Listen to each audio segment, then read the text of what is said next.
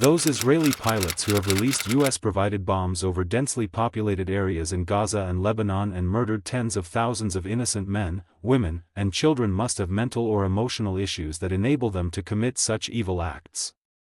Likewise for the American leaders and soldiers responsible for the murder of more than 110 children and numerous adults at Shajar-e-Tayyibeh Elementary School in Minab, Iran, on February 28, 2026, with one or more strikes by US-manufactured, precision-guided Tomahawk missiles. Whether the destruction of the school was based on faulty intelligence, as some have claimed, or was intentional, it should be considered an act of murder because the illegal assault was unprovoked. While some may gloss over such crimes as a part of war, we must never accept such excuses. Acts of war are situations where soldiers kill the enemy to keep the enemy from harming them or others.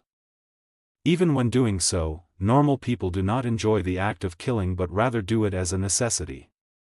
Unfortunately, we have seen some soldiers, and those around them, celebrate their evil acts. Someone who can murder innocent civilians, especially children, and not feel extreme remorse and make the decision to never, ever do it again, someone who can murder and then go home as if nothing has happened, has serious issues. We must never allow such crimes to become routine, casual, normalized. Nations that normalize such acts and accept them from their leaders and soldiers are also evil. Yes, evil. Nations that want to be good should never allow war criminals to live normally within our society as if nothing happened. Why would we treat soldiers who commit such atrocities any differently than we would an average person, a civilian, who does so? Our ability to excuse such actions because they are done by our soldiers in planes, with drones, or with missiles is absurd. If someone locked children in a school, caught it on fire, and refused to let them escape as they begged for their lives, we would consider him among the worst of criminals.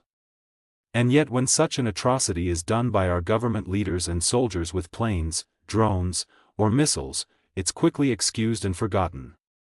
Those who are responsible for such atrocities are allowed to simply go on with their lives.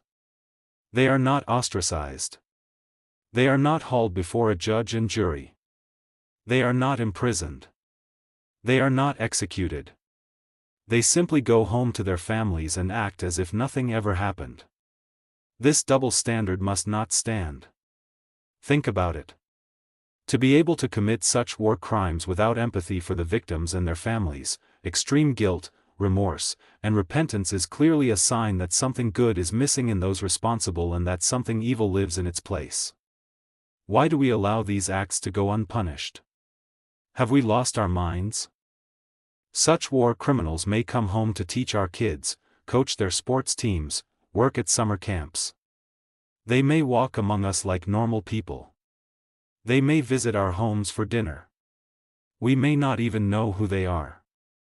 Can we allow these war criminals, sociopaths and psychopaths to live openly among us? Are we crazy? These people are clearly dangerous, ticking time bombs among us. What if their evil surfaces again? We must fight for justice for their past victims and fight to ensure that they will have no future victims. Whatever the race, ethnicity, or nationality of the victims and regardless of whether they are murdered during peace or during war, they have human rights that must not be forgotten. They are not statistics. They are not the enemy. Their lives are no less important than the lives of our relatives, friends, and neighbors. Or our children. We must keep their memory alive and demand that those responsible for their deaths be held accountable. We cannot allow our humanity to become another casualty of war. It is the least we must do. For the victims. For ourselves. And for our world.